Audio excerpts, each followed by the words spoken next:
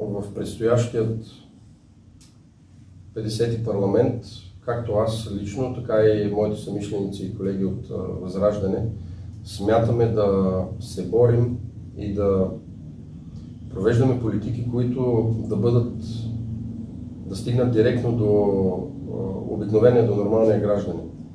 А какво имам предвид? Имам предвид това, че към момента хората всички са натоварени изключително много с една огромна административна тежест.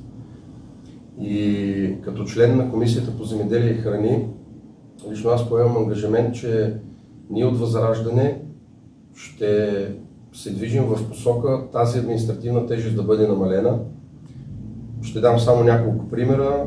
Към момента има действащи европейски регламенти, които европейски регламенти, да речем, забраняват на едно домакинство да гледа повече от 3 прасета, да речем, в домашни условия.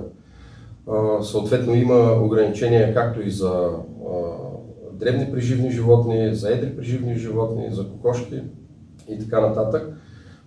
Има, разбира се, ограничения за това какво количество и какъв да бъде акциза на спиртните напитки, да речем ракия и вино, които всяко едно домакинство може да си произведе само и съответно да ги консумира.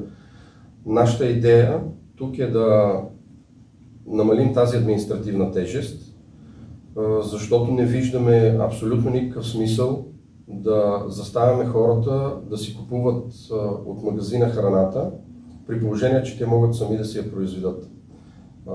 Понеже в България в момента, по наши данни, а и не само, храната, която потребяваме е лично производство, което е произведено в България, не повече от 20% в магазинната мрежа. И за нас като отговорна политическа сила, това е от изключително голямо значение, за да можем първо да си върнем хранителния суверенитет като държава и второ да дадем по-голяма свобода на гражданите и на хората да могат сами да се изхранват и да си произвеждат храната, която е на трапезите.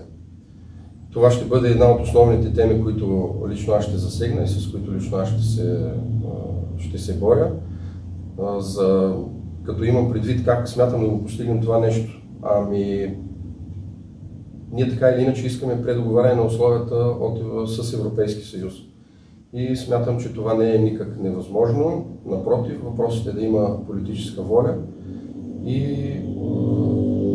да има хора, които наистина искат да си върнем хранителния суверенитет, както би било нормално за една европейска държава.